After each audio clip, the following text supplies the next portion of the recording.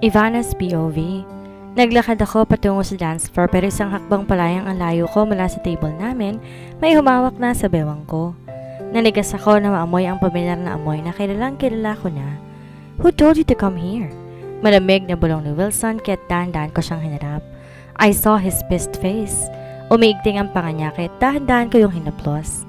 I thought you have a family dinner. Mahinang sagot ko kaya sarkasiko siyang nagbuka ng hangin. Yeah, and I laughed after I finished eating to come home. Sabi ni Wilson kaya't sasagot na sana ako na may biglang tumawag sa pangalan niya kaya't sabay namin yung nilingon. Nakita kong lalaki na may naglalarong ngisi sa labi habang papunta sa amin. Wilson suddenly held my waist. Wilson, nice seeing you here. And you are with someone, Ivana, right? Sabi ng lalaki at nagulat ako dahil kilala niya ako. Marco, what the... Wilson cursed but the guy just stopped before offering his hand in front of me for a shake hand. Hi Ivana, I am Marco. Nice to finally meet you. Nakangising sabi niya pero inis lang na pinalo ni Wilson ang kamay niya. You know me, manghang sambit ko. This guy is handsome too. Pantay sila ni Wilson kung titingnan. Parehong mukhang mayaman. Of course, you are the rumored girlfriend of the Wilson Thompson. Sabi niya kaya't napalunok ako. You already talk too much, Marco. Malamig na sambit ni Wilson kaya tumawang lalaki at saka nagtaas ng parehong kamay na parang sumusuko sa pulis. Fine. Nice seeing you too, especially you, Ivana. Nakangiting sabi nito sabay lakad palis kaya't hindi mo mapigilang hindi ito sundan ng tingin. He's wearing a black tuxedo like Wilson. Parang galing din sa trabaho at dumiretso to para uminom sandali. Come on, Ivana. You can stare at him while you are with me. Sarkasikong sambit ni Wilson na may halong inis kaya kumarap ako na mahina bago siya balingan. What? You think I will seduce him too? Just what did I did to you? Taas kilid na tanong ko pa kaya't naglilim ang buong mukha niya. Subukan mo. Bulong ni Wilson na di naging klaro sa pandinig ko kaya umirap na lang ako bago bumalik sa couch kasi hindi naman na ako makakapagsayaw ngayong nandito siya. Umupo ako pabagsak kaya umupo na rin siya sa tabi ko. Bahagya pa niyang inamoy ang bibig ko kaya't napangiwi ako. Wala pa ako naiinom. Malakas sa sabi ko. I slightly put my hand on his thighs before getting my phone from my bag. Dahan-dahan siyang sumandal tsaka nilagay isa niyang braso sa sandalan ko kaya't bahagya akong naakbayan. I cannot explain but I'm so comfortable with him. Sa kanya lang ako naging komportable ng ganito. I scrolled on my social media account and he's watching me do that.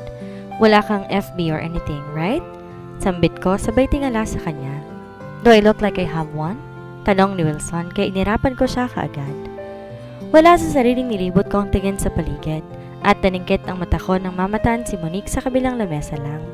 She's drinking and she's with a loud circle. Tinitigan ko siya para makasigurado at nang mapatingin siya sa akin, kaagad nagdaas ang kilay niya na parabang kanina niya pa ako nakikita dito. Wilson, your ex is here. Sabi ko sa katabi na ngayon abala na sa kakasinghot sa leeg ko. Stop talking. Sabi ni Wilson kaya't natawa ko bago siya marahang itulak. Look, it is really Monique. Sabi ko pa sabay turo sa direksyon ni Monique pero hindi man lang siya tumitingin doon. I wonder if Monique has already moved on from his guy. Wilson suddenly kissed my jaw so I laughed even more. Mas sinapit niya ako para sa kanya at kahit dahan-dahan ko ulit siyang tinulak kaya huminto siya. I don't have a plan for that. I told you. I will just sleep during Christmas Eve. Sabi ko kahit nagsalubong ng bahagya ang kilay niya. Hindi siya sumagot, kaya naman napasandal ako sa dibdib niya habang tinatanaw mula dito ang nakasayaw sa ibaba. He slowly intertwined our hands. My heart is beating so fast. Dahil nakasandal ako sa dibdib niya, ramdam ko rin ang mabilis na pagtibok ng puso niya. Ilang sandali pa ay bumalik si Eliza. Kagad silang namutla na makitang kasama ko dito. Dahan-dahan akong lumayo kay Wilson pero hindi ko kinuhang kamay ko sa kanya. Someone came here. Mahinang sambit ko, kaya binati naman nila si Wilson hindi man lang tumitingin sa kanila. Napataas pa ng bahagya ang kilay ko na makita kung paano nilang titigan si Wilson. May pagkabangha sa mata nila na siyang nagbibigay sa akin ng inis na hindi ko rin alam kung bakit. May ilang pa talagang napakagat sa ibabang labi na hindi ko na napigilan pang mapairap. CR lang ako. I announced before standing up so Wilson did the same. Kinuha ko ang bag ko at saka ko siya hinila papunta sa banyo. Let's go home after, he whispered before I went into the women's powder alone. I did my thing, and when I went out from a cubicle, I saw Monique. Kagad kong naalala ng pagsasabunutan namin sa ibabang CR noon. I smirked at her and she rolled her eyes. Hanga rin ako sa'yo, Ivana. Sarkasikong sambit niya, kaya't ako naman ang napairap. Shut up! Inis na sambit ko. Paano mo ginawa yon? Sabi pa niya kaya't inis ko siyang binalingan. What are you talking about? Inis na tanong ko at saka binuksan ang pinto at lumabas na at sumabay naman siya sa akin. Chill! This time, I think I am not your rival, he said before pointing the direction where Wilson is. At ang mas nakakagulat pa, nakita ko si Christine, ang kausap ni Wilson. Napaawang ng bahagya ang mga labi ko pero kalaunan, lumapit na rin ako sa kanila. Umayos ng tayo si Wilson. Napaawang ng bahagya ang mga labi ko pero kalaunan ay lumapit din ako sa kanila.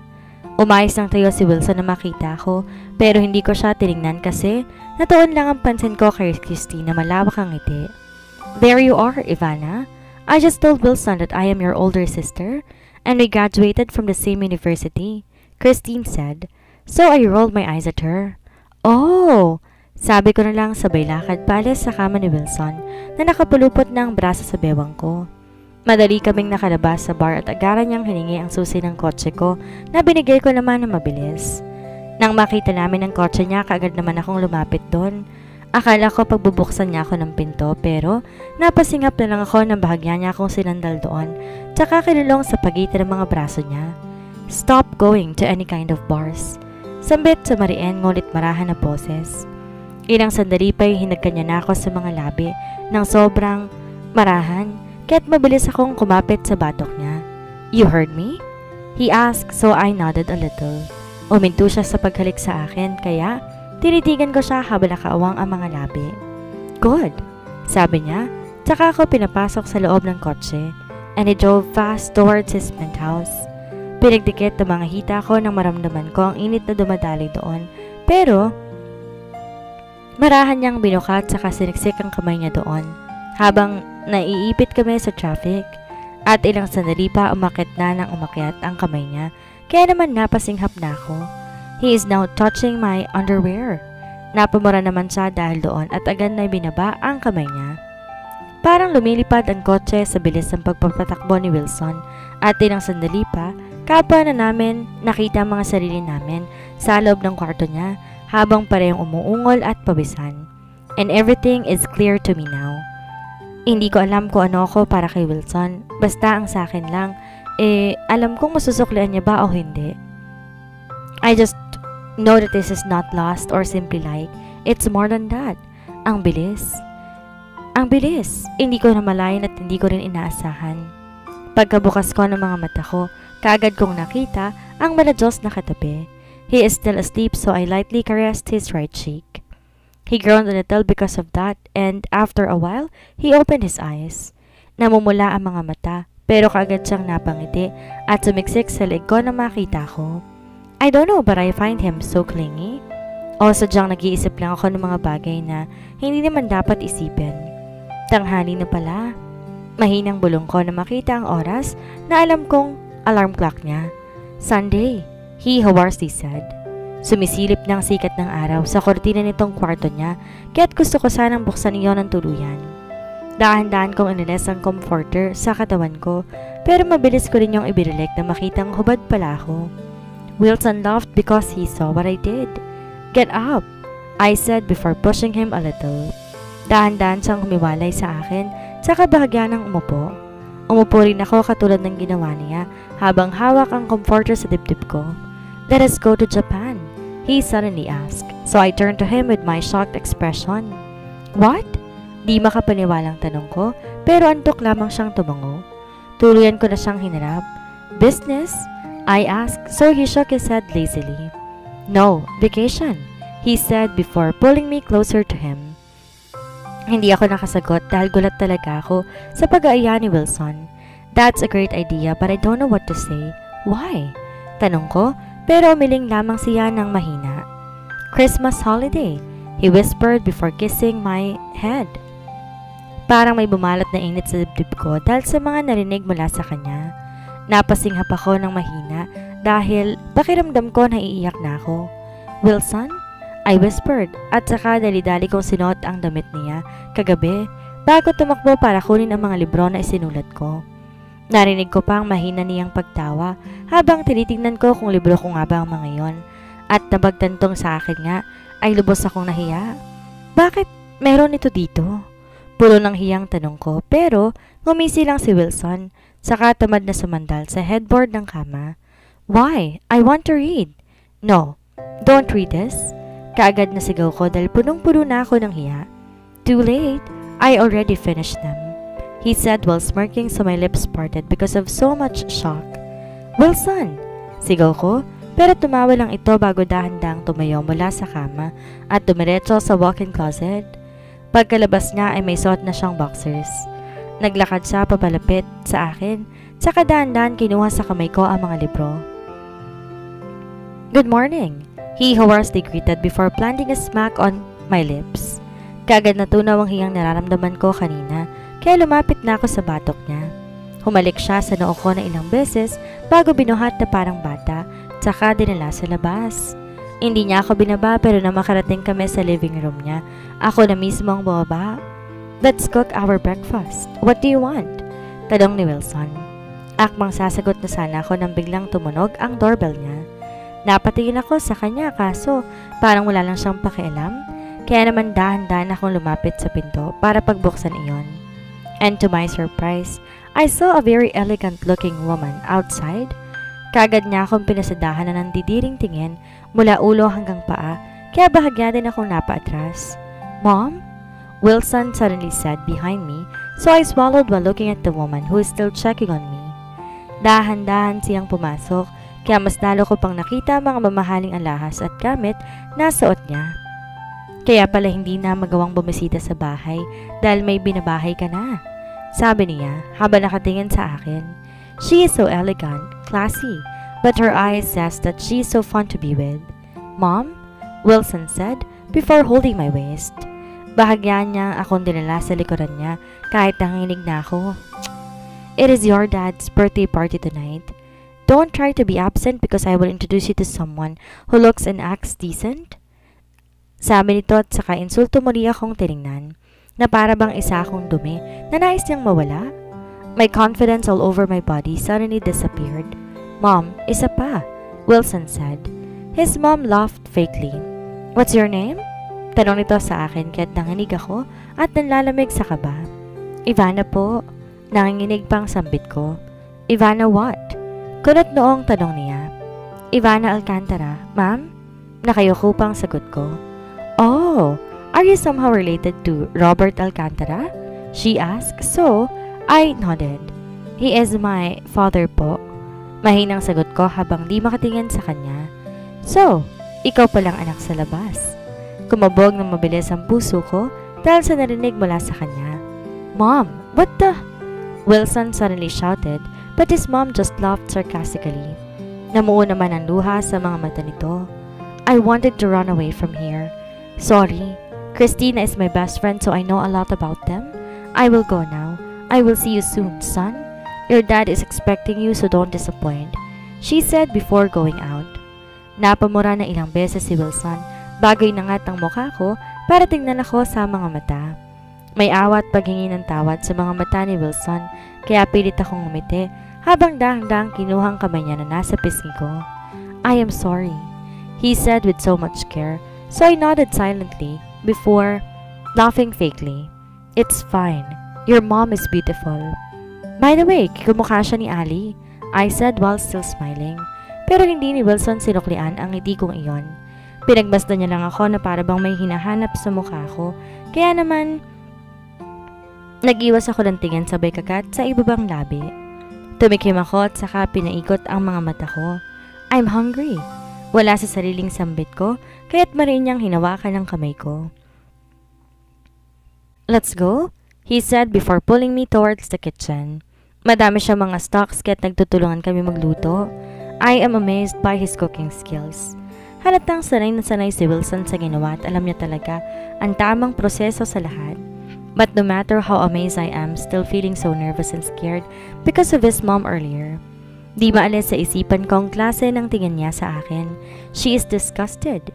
Sino bang di makakaramdam ng disgusto kung may makita kang babae sa unit ng anak mong lalaki at tayong malaking long sleeve lang ang suot? I don't indeed look decent earlier, so if she hates me, I think I deserve that.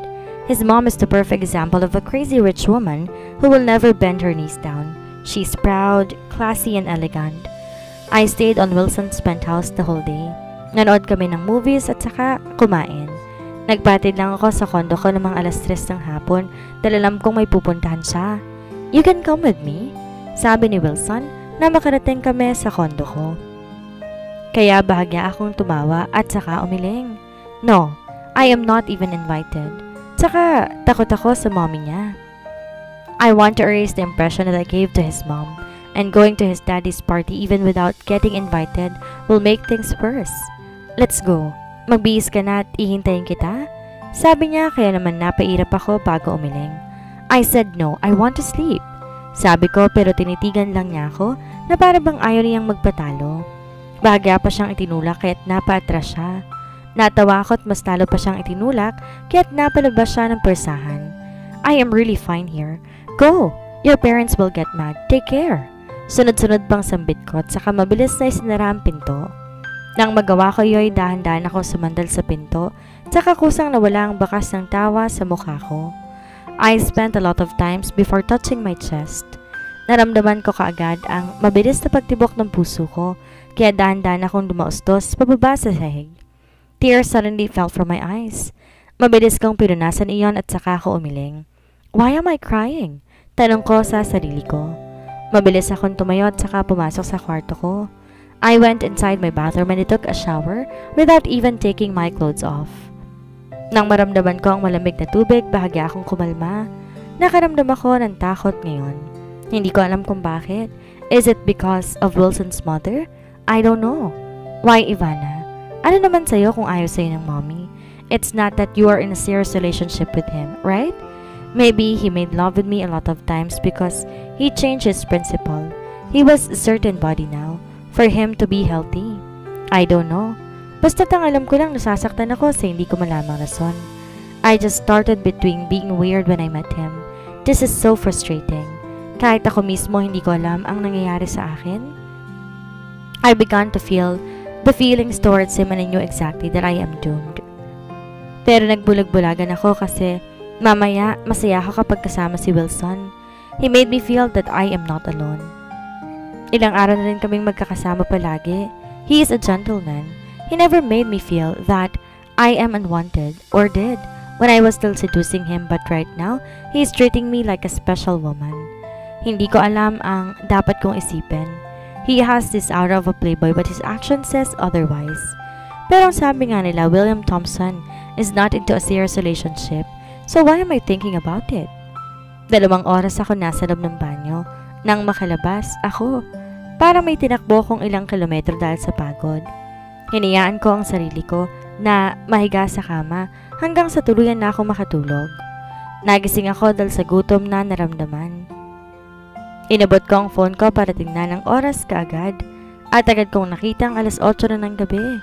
Nagising ako dahil sa gutom na nararamdaman. Inabot ko ang phone ko para tingnan ang oras at agad kong nakita alas 8 na ng gabi. Dahan-dahan akong bumangon pero napakunot ang noo ko na makitang may message si Eliza. Mga 30 minutes na kaya binuksan ko yon, and my lips parted when I saw the picture she sent. Eliza, that was from my friend.